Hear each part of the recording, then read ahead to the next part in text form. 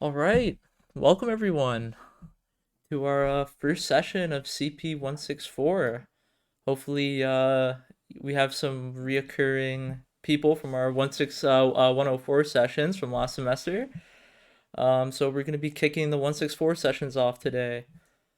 Just before we get into it, I'm Robert Mazza. I'm I guess lead dev is my role here at LCS, and with me here today is Safe. Hello, my name is Safe. I'm the same as same position as him.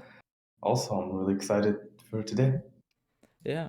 So before we jump into it, I've got a few announcements here for LCS. We have a gaming event going on, January 21st. It's gonna be 6:30 to 7:30. Don't miss it. It's an event where we're allowing students to take a break from their stressful schedules and join their peers online for some cool games and stuff. People can hang out. And there's gonna be prizes with it too, which are super awesome. First, second, and third place are gonna get gift cards. Yeah, so I'm not sure what the games are yet. We're deciding those, but they're going to be awesome no matter what they are.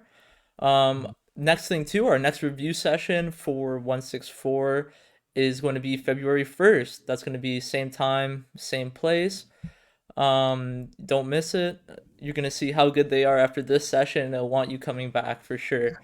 And then on top of that, we're gonna have the midterm review for 164. So, you're not gonna want to miss that. Our 104 ones were really useful, and that's gonna be in person. We're gonna have iced coffee, muffins, fruits, chocolate, everything.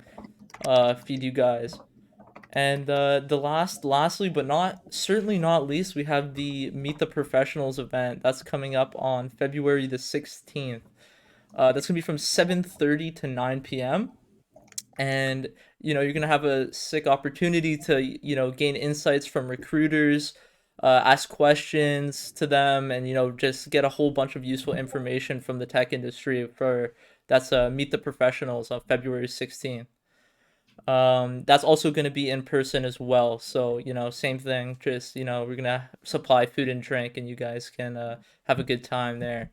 So I believe that's all I've got for announcements. We could jump right into our review session here. Hopefully it's looking good on the screen. We're gonna be kicking it off with some abstract data types for 164.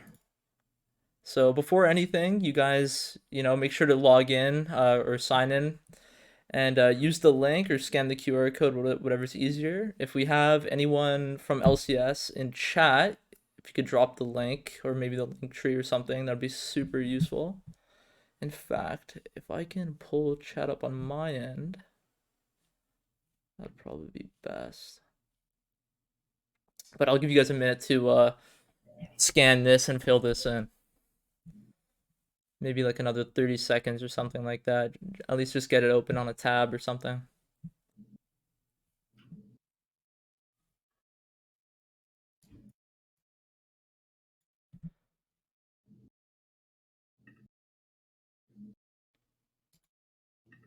Hopefully everyone's had a good start to their semester.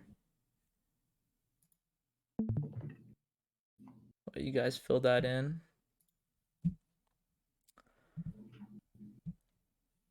All right. Hey, Safe, you give me a favor. Can you pull up chat on your end? Like the Twitch chat. Yeah, just have it open. All right, yeah, sure. I'm gonna quickly do that on my end while people are still filling in. Uh, It's okay. twitch.tv/Laura Yeah, Yates, yeah, yeah. yeah. And then mute it, please. All right.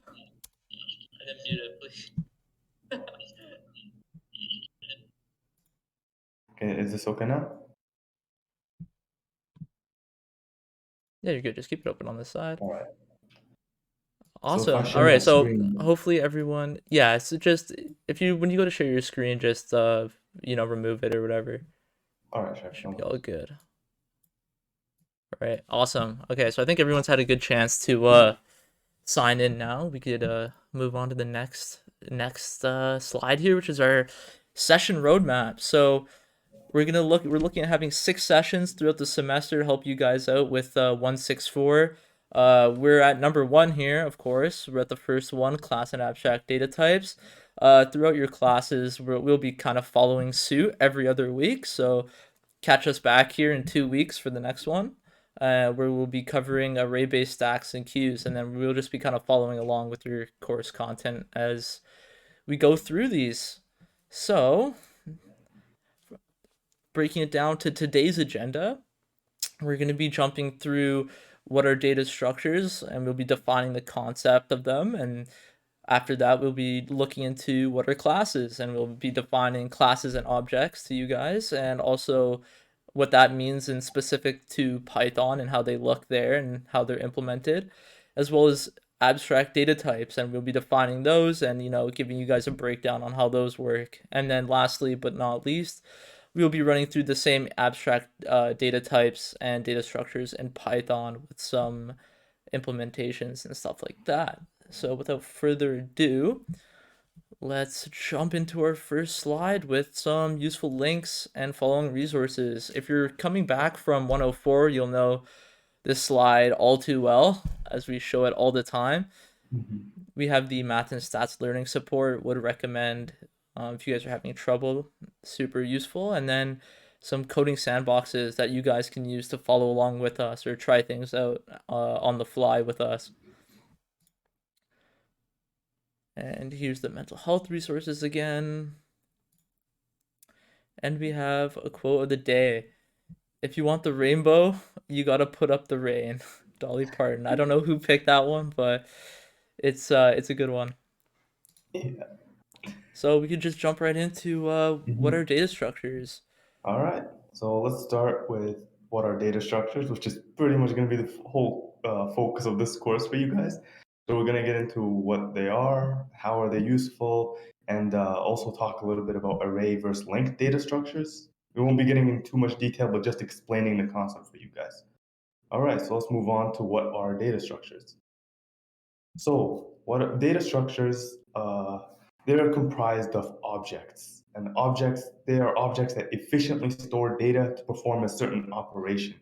You can think of it like making a toy or a box or something like that that can do a certain operation, so that you don't have to manually make it every single time. So different use cases require different methods for accessing data, and data structures provide an efficient abstraction to allow for such operations to occur efficiently and easily. So let's go into the simplest example of a stack. No, no, go back. Sorry. Of stacks. So basically, in some use cases, so like the copy and paste feature in your keyboard, you want the most recent addition to be the first output.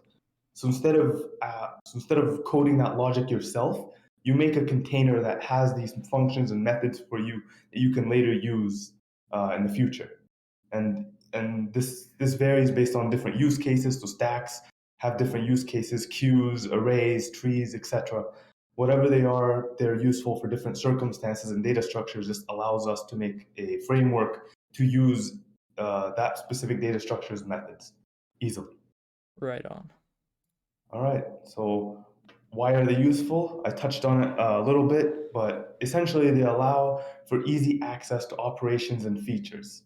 So Python already provide built-in implementation of certain data structures such as lists, tuples, sets, and dictionaries. But the thing is, what you don't understand is Python, somebody wrote the implementation for these things under the hood so that you can use them easily. And essentially, we're trying to make that ourselves. There's no built in implementation for a stack. So we're trying to make that implementation so that we use it ourselves. So if you remember from CP104, you know all the advantages of using a list. Imagine if lists didn't exist and you had to store things in random memory, which is going to suck. So essentially, you make a data structure to provide you an efficient access to these certain operations. And then implementing those features without that syntax can be very tedious. So Python lends us a helping hand, and this implementation is written elsewhere. I think it's in C++, but whatever. And they also allow for more complex operations and features that can be made. So when you don't have to worry about these certain operations being done, you as like an application developer can focus on more complex features in your application. So when I don't have to worry about implementing a stack, I can use it to make something that uses a stack. So I don't have to build that beforehand. I can just jump straight into it. I have the tool and then I can just jump in. If I'm a builder and like I use a wrench, I'm not making the wrench. I'm just using the wrench right away. So it allows us to make more complicated things, and it also helps our code be much less sophisticated. Uh, if they didn't okay, an example here is if databases didn't leverage hash maps. So later on you'll get into what a hash map is, but essentially you'll have to scan every single record, which is gonna be terrible for performance. So that's just an example of the usefulness of data structures. Okay, so now let's move on to array-based versus linked-based data structures. So for array-based data structures, so in the implementation that you're making, you store the content in an array. And so you use a data structure within a data structure. I was a little bit confused about this too when I was taking the course, but just remember you're using an array to store the content and to perform the operations. So it allows for faster element search, but because we are using an array, it wastes a lot of memory. It has slower insertion. Like if I want to insert in a particular area, I have to scan all the way to it, and deletion operation. Data must be represented linearly, which, as you're going to see in the later course, in later data structures, isn't something we want in all use cases, and is unable to perform some more complex tasks and features. So some examples are arrays. I think one of your assignments, you're going to have to implement an array using an array, and lists, stacks, and queues, and then your linked data structures. So all array-based data structures can have a linked implementation, but not all linked data structures can have an array implementation. That's why we have them in the first place. They allow for faster insertion, deletion, but slower search. This is because we're only privy to one node and its pointers to the next node. So at any one point, I don't have a complete map of the entire data. I only have one node at a time, and I have to travel to that next node. The advantage to this is that it allows us to have non-linear data structures. So if you know binary search trees, graphs, these can be represented through linked data structures, but not through arrays. Right on. All right, now let's go into what are classes, which are essentially the building block of data structures. So we'll go into what is a class structure, and object-oriented programming. Okay, so before we get into what is a class, let's quickly understand what object-oriented programming is.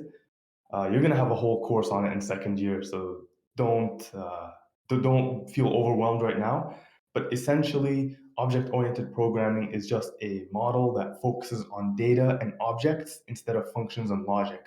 So instead of having all my function code in one giant file or just using functions, I separate it into objects where each one has its own specific data and they interact with each other, and you make instances of that data.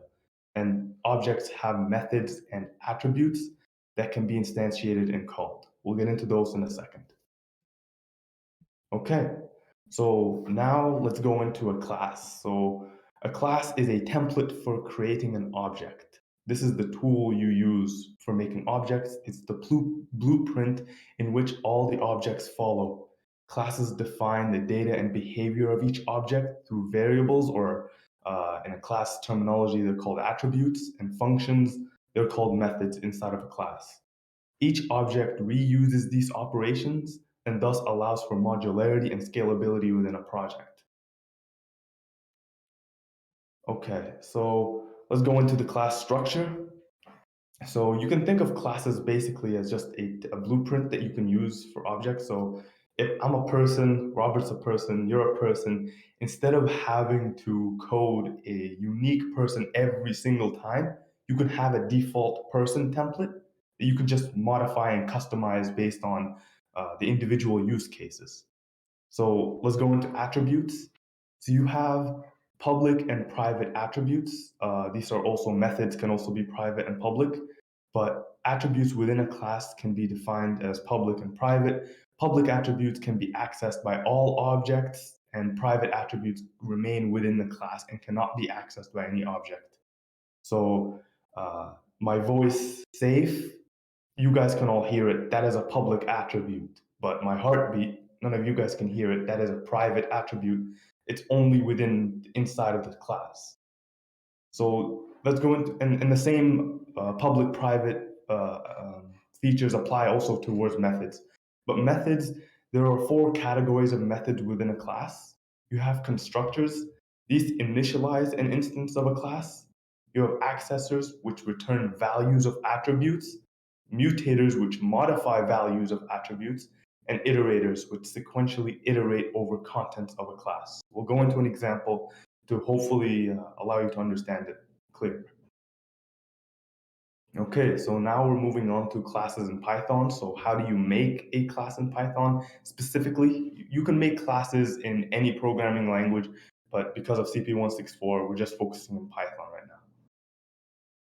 Okay, so the first example, we're just having a generic class name. So you use the class keyword followed by the class name. It looks pretty similar to a function, I guess, but this is the syntax for it. And you generally want to have uppercase for the class name. You don't want to have function names being uppercase. There's no hard and fast rule, like Python won't break, but it's good programming structure if you have your class names being capitalized and your functions and methods being lowercase. So you can define your attributes as variables inside of the class. So as you can see here, we have val1 and val2. These are just initialized as 0. And then if you want to make a constructor inside of Python, you use the init, the def init function. This is just the default constructor. You have to pass in self into all of them, but you can not do anything with it. So you have an optional variables that you can pass in, or you don't need to pass anything in at all. So if I have a particular object where I don't need the user to pass something in, I can just have the default init, or I can have the init with variables passed in. And then in these variables, you initialize them with the global attributes inside of the class.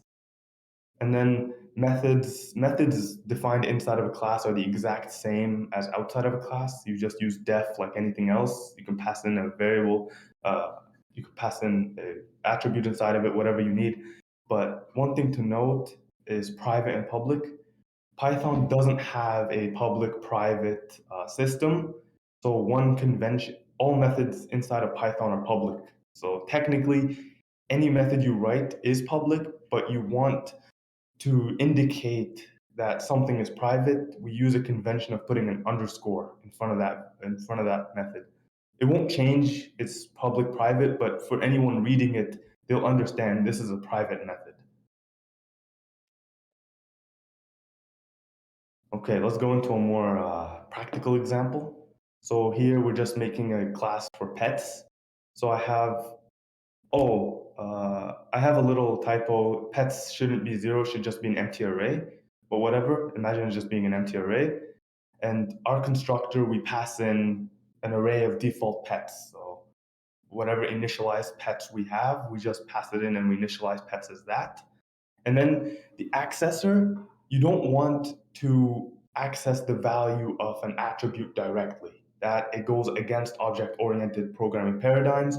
So you have an accessor function that returns the value. You don't want to touch the attribute itself. You just want to have a function to get that value and a function to modify it. So our mutator is addPet.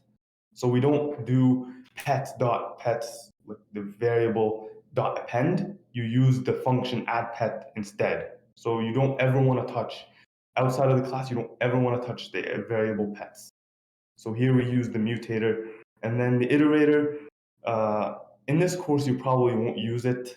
But just for your reference, you have to implement the iter and next methods. And then this just allows you to do the next operation or whatever. But you most likely aren't going to touch it. So there's no need to focus too much on it. All right, let's go into an interactive example. I'm gonna share my screen. Yeah, and I'll pull you up on the All right, can you see my screen? one sec. Let's see. Mm, Cannot see it in Discord. 1 second, save. No worries. There we go. Hold on, let me just pull it up on the stream here. 1 second, save. I just need to enlarge the pop out. Hopefully this should be good for stream. If anyone has Okay. trouble seeing anything, just message in the chat and I'll make a change. Can you see my screen just fine? Yeah. All right, okay. Okay, so you've been hearing me talk a lot about person, so let's actually make a class for a person. So this is just like a basic template for what a person is. So here, before we do find the constructor, let's have name, uh, age, I guess weight. Let's define that as an empty string, 0, 0. And here we define our constructor. You always have to indent everything inside. Def init, you pass self, and then we pass in the values that we want our default. So my name is, you want your name, age, and weight. And then here we initialize our person with these particular values. So when you refer to any variable outside of a function, like any outside variable inside of a function, you use self dot that variable. So this self dot name refers to this name, and this name refers to this name. It's just, So it's a little bit confusing. yeah, so Maybe when you're saying self.name, you're essentially what you're referring to is the variables that you declared right underneath your class person there. That's the line exactly, 2 on your code, right? And then exactly. in your definition, you're using the name, age, and weight as the Yes. parameters to the function. So then when you call name, age, and weight without using self in your Mhm. function, you're now referring to your parameters rather than the Yeah, actual attribute. exactly. Yeah. I didn't want to use the term local variable and global variable because that might be a little bit confusing, but essentially that's it. Yeah. So here we defined our constructor, and let's define some functions that a person would need. A person would need to walk, walk. We don't need to pass anything in. We just need to walk. So walk. We'll define something here later. And so this is a public variable. Everyone, if I walk outside, everyone can see me walking. This is okay. Talk. Yeah. Again, I don't need These are to things, yeah, everyone, it's public that you could walk, talk. exactly. But another public thing that maybe I need something to pass in would be conversation. So def conversation. I need the other person. So here, and then here we'll make the logic for have a conversation with other person. But now let's get into some private variables, so stuff that I don't want anyone else accessing. So stuff like heartbeat. Def heartbeat. Again, this is something that is internal to me and nobody else should see what goes on inside of heartbeat. So logic goes in here. And so that's basically why we need public and private. Imagine if people can access or modify heartbeat, then essentially you can't have a proper person, I guess, doing that. But if we have some, let's now go into accessors and mutators. We don't ever want to touch name. Like never, ever, ever access name or any other variable outside of a class. Like when we make an instance of person here, like person, never ever do this. Name is equal to person dot name. Technically, you could do that, but you don't ever want to get the value of the variable itself. You always want to have a function to get the value of it. So here, def get name, return name. So this in you'll learn about it in CP213 is called encapsulation. So instead of accessing the variable directly, if I want to get the person's name, I always use the function get name. Yeah, we're going through our middleman function essentially. Exactly. It's You like a have to go through the handoff. middleman. Yeah. Yeah. And the same thing if you want to change a variable, you never change the variable directly. So here, change name, new name, self dot name is equal to new name. So again, never ever do uh, person dot name is equal to new name. Always Right. do person dot change name and then pass in That's new name. what you want to change to. Yeah. Exactly. So That's that's your right. mutator. This is your accessor. Right on. All right. All right. So yeah. Does anyone have any questions in chat about what Safe just did? If so, you could just drop them in the chat. We'll cover them. I'm just going to resize us in the corner here.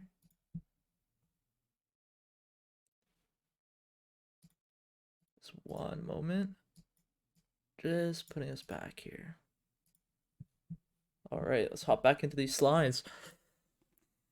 All right. So now it's time for some abstract data types. So we're going to jump into what they are and how they're used to create data structures. So what are ADTs? So an ADT is pretty much a container that describes how data is stored and what operations can be done on that data. It does not describe how the operations are implemented, unlike types, but think of it as like a calculator. So we're going to see this work in with what Safe was just describing with his classes and how he was creating methods to do certain things and access certain attributes. You'll see it kind of flow in together with what ADTs are now. You're going to figure out why that was important. So let's jump into some concepts behind ADTs. So first off is modularity. ADTs can be used as a black box without the user seeing how they're implemented. So Safe touched on this earlier, like let's say with the heartbeat thing that he implemented. Now, when we're looking at the abstract data types, we can have things being done in the background that aren't initially like straight up known to the person who's implementing these functions, right? They can use the certain functions that are public, as Safe was saying, but they don't actually know the inner workings of what's going on behind it. And then similarly, we have interface. Uh, the part of the module that's visible to the end user, for example, the buttons on a calculator or the methods in a list, append, pop, and etc. So this is also backing off the public methods that Safe was just creating, and this is kind of using the object-oriented side of Python, as we're gonna see, to create these quick methods that make it easier to use the data structures, and they also are used, to define them. So with stacks, you have pop and push, right? Now those would be a part of like the interface for your stack. And next is the information hiding. So hide sensitive information, attributes, and methods from end users using public/private system.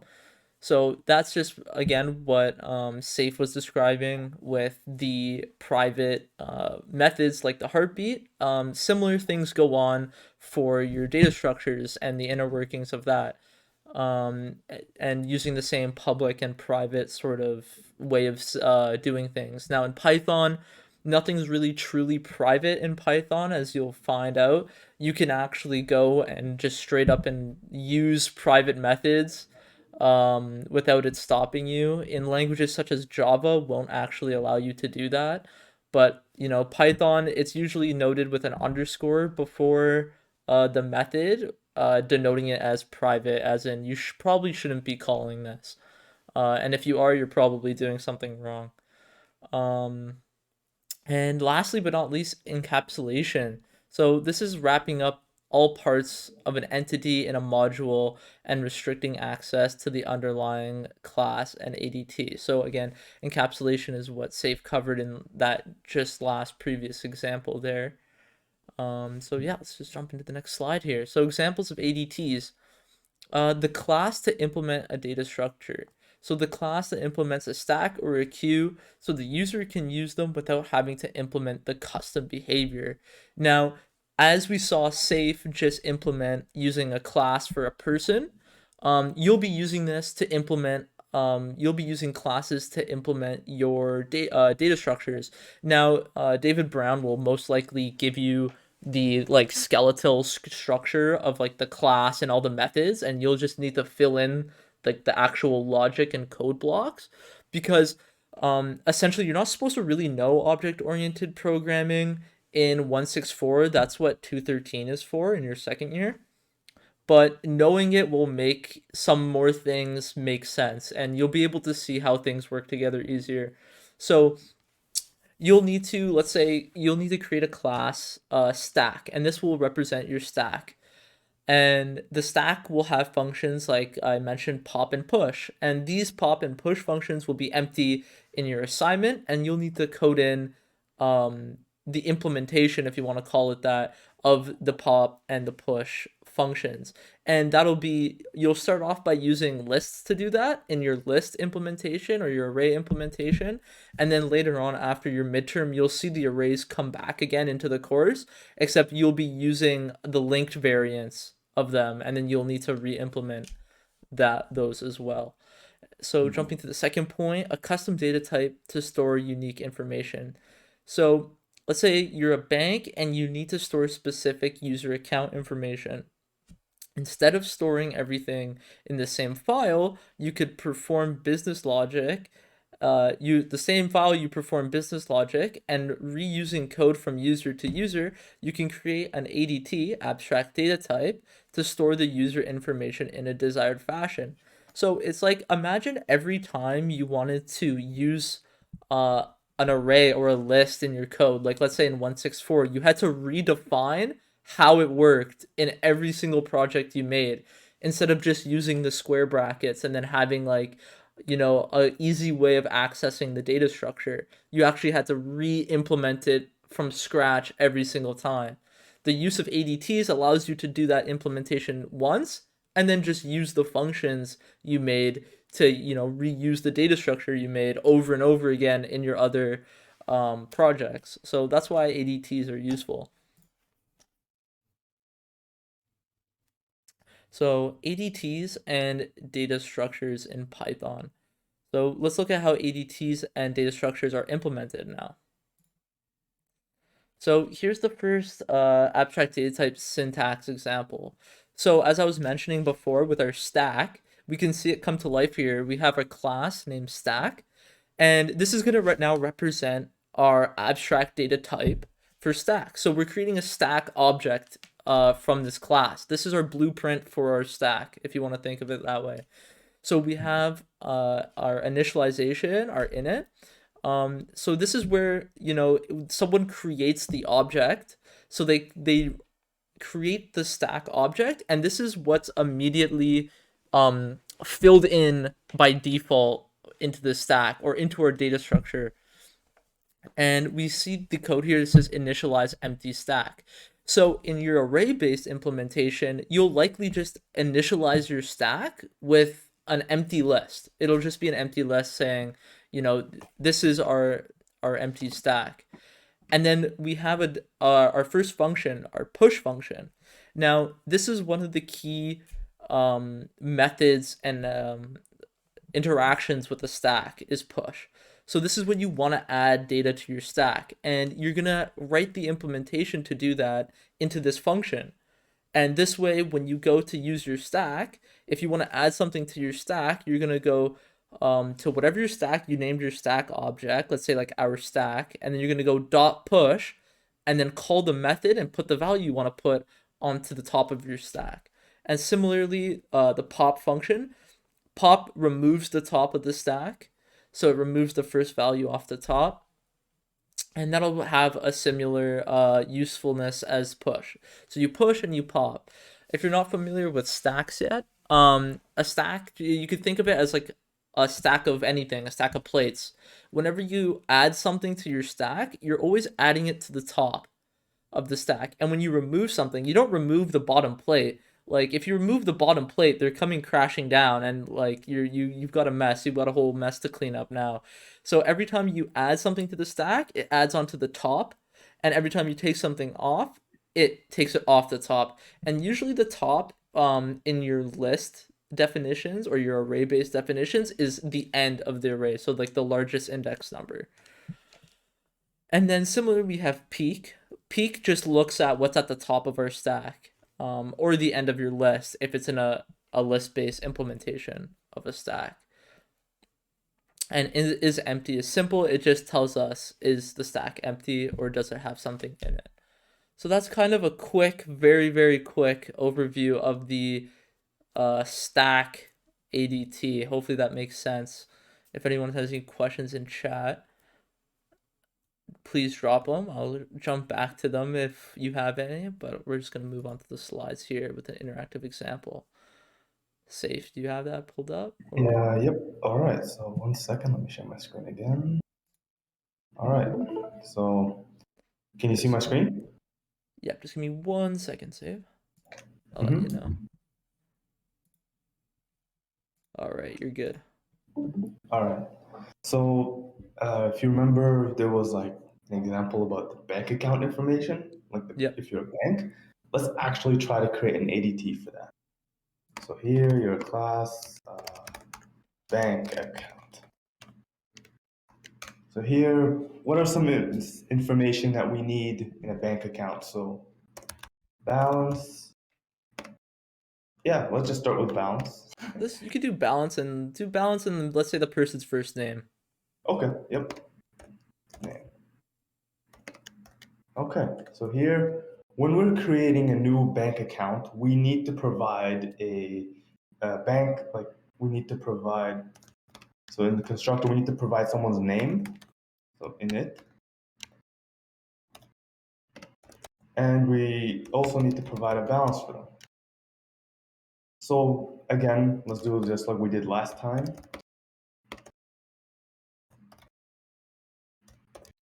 And one thing I forgot to mention, the underscore, underscore, init, underscore, underscore, these in Python are called magic methods. So in Python, if you call a method from a class, so let's just make here def method. So here, if I make an instance of this class, oh, sorry, and then I pass in name balance. If I want to access a method, I have to use the the instance dot method name. But these magic methods are called without that. So here in the constructor, this init is called when you put these brackets here. So sometimes people do get a little bit confused about that. There's many, many, many more magic methods. We'll actually implement one here shortly. So let's, now that we have our constructor, let's think of some operations that we would like to perform on our balance. So here, on our bank account information, so here let's obviously add balance. So this is a good example, a good time to use a magic method. So instead of having to do bank account dot add balance, we can use the magic method add. And then here, val self val is plus equals val. So now when we do bank account, we don't need to do dot add. We can do bank account plus do two. And this will call this particular method. It's another magic method we can use. Uh, Another one, I guess, like, so let's just think there's of more methods that we can use. This is just one example of magic methods, but we don't have to implement them. And the vast majority of your methods inside of this course will not be magic methods. It's just, I wanted to touch this because a lot of kids get confused about why do we have to put the underscore underscore. So I just wanted to touch that. So let's think of some more operations that we can perform inside a bank account. Uh, I Let's do a guess deposit. compute. Do a Oh deposit. yeah, deposit. Well, yeah, deposit val. Oh, sorry, not self out. Self out balance. And deposit and withdraw.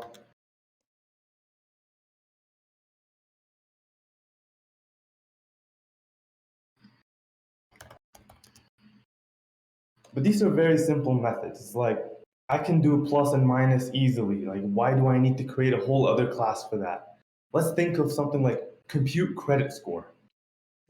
That's it. I don't know if we want to start computing credit scores. No, no, no, no, no. We're not gonna do the logic of it, Okay. but it's an example of why you would need to create an abstract data type for this. So here, I don't know what it takes in. I don't know how to compute it, but we put the logic here. So instead of having to every single time I have a user to write this method, I can create an ADT for it. Yeah. So this Now, is an example. yeah.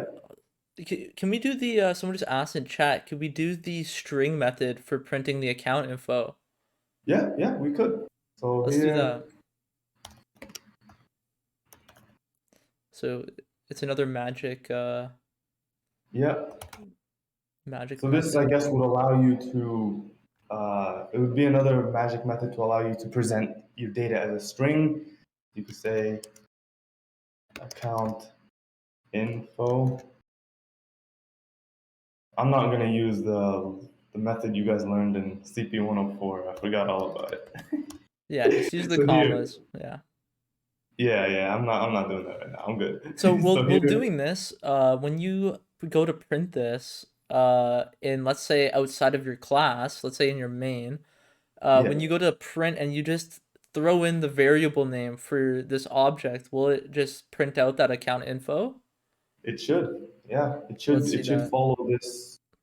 So here, Yeah, so it here we shouldn't see, yeah, need. outside, yeah, you just added two lines there outside of the class scope, just in case if anyone's following along. Yeah, Those two lines there. So there, line 23 is you creating a variable with that, the instance of it. Yeah. yeah, with the instance of the class you just Hmm. made above. So yeah, Hmm. so that print should be using that magic method with the Pretty much. string. Yeah, So can you exactly. give that a run or? We don't have any of the logic set up, so Oh, no, okay, probably true. not. But that would be how it would work. Like this is just to give you a general idea of this is how an Yeah, ADT would look like. Like as Robert mentioned in your classes, he will give you like a blank file, yeah. You'll get and the then you'll have skeletons. to, Yeah, yeah, this is the basically a boilerplate. skeleton. We'll do the logic here, whatever, I guess. But just in general, he'll give you the files that you'll need. Like he'll give you the file with all the methods, and then you just implement those methods. All right. Okay, so do you want to hop back So onto I the hope you slides? were able to Yeah. see how an ADT would be useful. All right, let's jump right back into these slides. All right, yeah. So any questions? That's actually brings us to our end. Yeah. It's fast. If anyone in chat with any questions, we've got time. Any questions, throw them in chat. And also fill out this survey. Um Open up the survey, type your questions first. Open up the survey on a different monitor and on or in a different tab and do it after. But first and foremost, get your questions in. We want to answer them. Yeah. I don't know if you guys have. I don't know if they've started any sort of like stacks yet. I don't remember if you guys started learning any actual data structures yet, or if you're still in sort of like review. Hmm. I don't think so because we didn't cover it in the review session. So Yeah, I think we this was covered just a everything general intro. that's need to know at the moment. I believe that's actually our next session is stacks and Yeah, queues, right? yeah. Your So they assignment, they started the stacks lab this your week. labs, I think it's going to be a smaller version, and then your labs will, your assign, no, the labs will be a smaller version, then your assignment will be a more complete stack, I guess, implementation. Right on. Maybe your lab is implementing one or two methods, and then your assignment is the whole thing. Maybe Yeah. I don't remember 100%, but it felt like something like that. Yeah, you're definitely on the right track there. Um, survey. Oh, we got Obi in here now. Hey, Obi, what's going on? What's up, guys? You're live on TV. Uh, some really um, good explanations. I was watching for part of it. awesome, awesome. Yeah, I feel like I just relearned all of it again. Yeah. So again, any Um, questions in the chat, throw them in. I'm still yeah, looking at chat here. same here. Also, someone told me I sounded like Jesus. Do I sound like What? I'm in? Do I sound like I'm in a church right now? Yeah, you're just in a big cathedral. Yeah, You're just missing the organ. yeah. Uh, from what I remember of CP164, if I could go back and give you guys some tips for preparing for the midterm, I'd say start studying now. Try to understand the concepts behind it, especially the assignments. Don't like don't half do your assignments. Don't cheapen yourself out. Actually try to get through it and understand what's going on, because most likely your exam questions, at least the coding portion, will be very similar to those. Yeah. Yeah, definitely do your best to get a good understanding early. It'll help you Exactly. later on.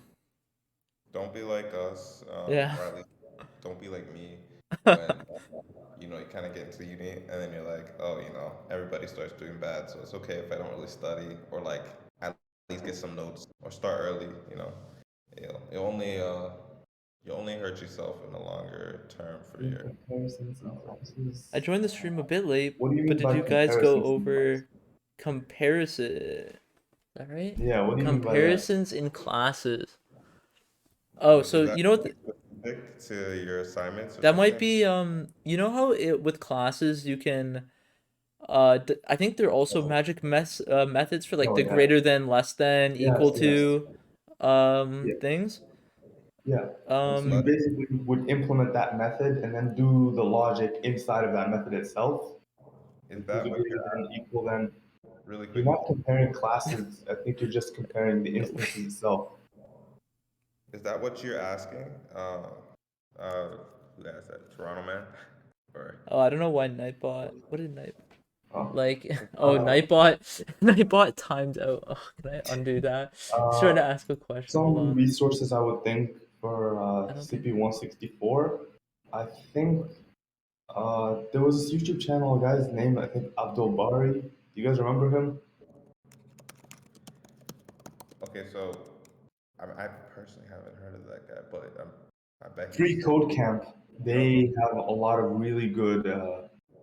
They have a lot of really good tutorials, and I do remember some of them about object-oriented programming and data structures. So that's a really good resource for you to use. Yeah, Yeah. so definitely Free Code Camp is peak. That's number one. In my opinion, these guys are amazing. There's another dude. I think I think that CS should play Dojo. right. Yeah, CS CS Dojo Dojo, yeah. videos about data structures from my from what I remember. And he makes some really good structured videos that are really easy to like understand. And Hmm. there's also another dude. He was doing more Java videos, and I think he made a video, learn Java in 5 or 2 minutes, and it has like Ooh, millions of views. But I think he's talked about some other stuff. So let me actually find that for you guys. CS Dojo is a really good site to go to. So I'm gonna post it in CS the chat. Dojo is really good. Yeah, there's also like Geeks for Geeks and like W3 schools that have like the Yeah. more written uh help, which also works as well. Hmm. I believe there was another question in the chat. I missed it because I refreshed chat. Uh, I just joined. Will this be saved so we can watch it later? Yes, it will be. It'll be on our YouTube channel.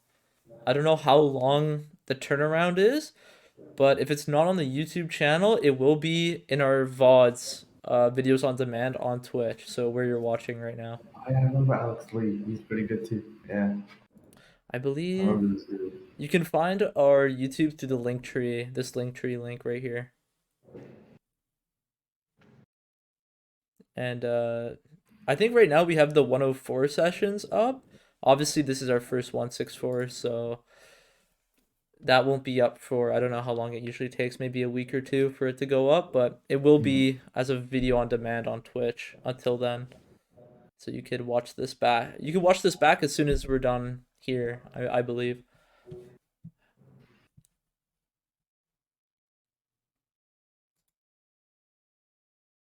Yeah, no problem.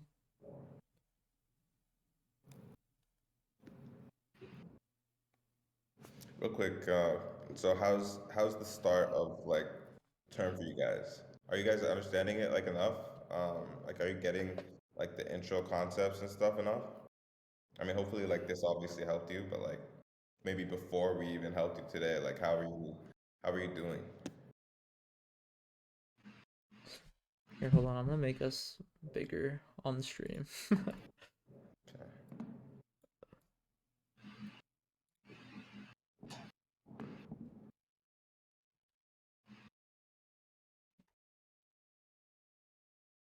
Yeah, I'm not sure. Yeah, Maybe I'm not sure about that. it depends with you, but we we did send out an email to everybody as far as we know, but maybe it was just a mistake. So sorry Yeah. about that. I mean, a good way to get notified is following the Twitch and then having the reminder on. Or Not Instagram or to, any of our social yeah. medias. Yeah, definitely follow the Instagram, follow the Yeah, we're Twitch. posting reminders about it all the time there. Yeah, you'll get Also, yeah. last plug is everybody apply to pods. Yes, Apply to pods pods. for open source experience for your resumes. It's an experience you can't really get that many other places. Like working in a what's called in an agile team. I don't know if you guys have heard of that, but this is like an industry standard for like how people run tech teams at tech companies and stuff like that. So we're building real world platforms that we're launching with the web framework Django. If any of you guys are familiar, it's a Python web framework, so it's very easy to get into once you understand, have the right building blocks. So we have guides and resources in the program, and there's group pods for team-based open source development. And right now we're developing solo pods for launch in fall of 2022. So Yeah. next fall. So And yeah, we're just finishing up our first season of group pods is coming to an end, so yeah, hopefully we'll be able to put those projects on display for everyone. yeah. Could you So explain what would yeah, go ahead. yeah, so solo pods is essentially an opportunity for you guys to follow along with some skeleton projects that we've built, so that you can basically either just learn by following those skeleton projects, or twist it up and make it your own, so you can actually put it on your resume. That's Mhm. the fundamental idea. We just need time to develop all this stuff, if you get my point. So Yeah. that's why we're not releasing right now. We're hopefully trying to do a a broad enough range of different projects, but we are still in the process of figuring that out right now. So Yeah. you guys will get updated, and it's there's no there's no like so for group pods you have to apply just because we want to get a good sense of like that you're a dedicated teammate, you know. But for solo pods, it's free to everybody. It's free to all. So definitely Yeah. apply, and we will actually make sure everybody gets emailed when we're about to launch. Mhm.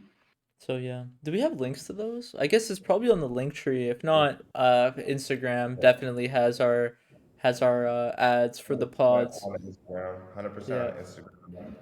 If you follow me, it's on my story. and I know it's on LCS story somewhere. Yep.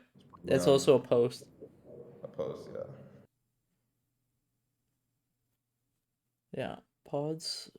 Some good experiences with pods. 100%. At least with group pods. With solo pods, 100. Obviously we're gonna make that the best as it could be too. But from experience, group pods is good with our first season.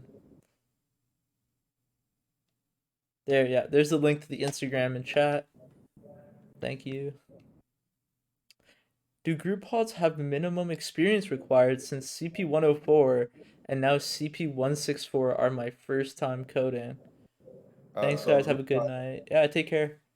Obi, you want to answer that? Yeah, so group pods does not have minimum experience required. However, we are just looking through like applications to see people that are not just driven, but like It's 8 o'clock. dedicated to whatever work they take on, because it becomes a more stressful thing for a team when there's a team member who's not as engaged or isn't helping out, and then you have to figure out how to deal with you know that kind of situation. So the thing about it is that it's not super time consuming. It's not a time consuming thing to work on these kinds of projects, given the time frame that it's based in, and also the amount of resources and stuff. So there's a lot of different. There's so much support in the system we have for you to learn. So the objective is to get you guys like resume, eye-catching experience. So, Yeah. something you guys might not know: hiring managers, if you talk to them, they'll tell you that they look past resumes where they don't see experience that shows that they've tried to find a problem and fix it or build their own solution to something. Those types of projects are the ones that they will save at least, and they will come back to review properly, because Yep. that means you are dedicated to trying to build stuff, and not just build stuff, make things make things better, basically. Yeah. So Yeah, there's a difference between I think with pods, I know this is just kind of turning into like pods podcast, no pun intended. But with our pods, we're really just trying to have you guys build useful platforms, you know? We want to identify problems and, think of a way to solve them. Now, as Obi was saying, like this is super, super valuable because just building something for the sake of building something, like let's say like building an Instagram clone, like that's great to learn, how to use like React and whatever tools that you need to do to, do that. But I think the real value is when you actually identify a problem and then come up with a solution for the problem and then learn whatever you need to learn to come up with that solution. That process is a little harder to do, believe it or not, and it's a lot harder than just saying, "Oh, I want to just copy this thing," and then just copy it. So that's really what our goal is. And the pause application is in the chat now that I see. Thank you. just an FYI to you, it's a two-part application, just because we want to make sure the first part is quick enough for you to simply do, and then the second part is some more short answers, just a little bit, so we can get to know you better. Yeah. We don't want to like bore you, No. and then you just end up not submitting the application. So Yeah, but definitely put effort into those short answer questions. We do look at them very. we just hope you guys put enough, Yeah. but don't let that bore you, please don't. We don't need essays, but uh, yeah, I don't know if anyone has any last questions. I know we're over time a little bit. yeah, any last questions, guys? Any last questions? When are the applications due? From chat. Applications are due by, I think it's January 31st, I think. Jan 31st. So you guys have 12 days. It's almost 2 solid weeks. Plenty of time left to get in there. Yeah, no problem. Out there.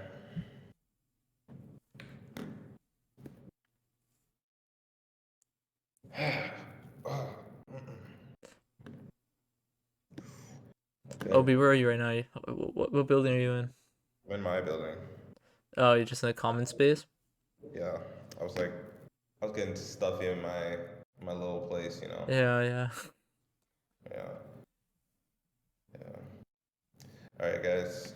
All I right. think that's good for today. But Rob, you want to wrap up? Yeah. Oh, one sec. One last thing. You said the first run of the group pods is about to finish. Is there anywhere we can see what it's like or what they were able to create?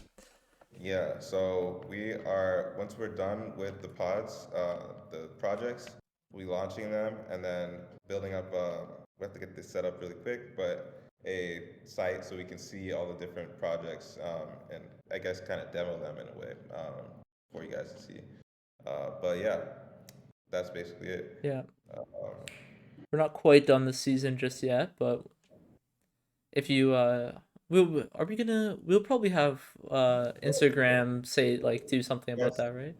if you guys have any more questions about this, just reach out to us on Yeah. Discord.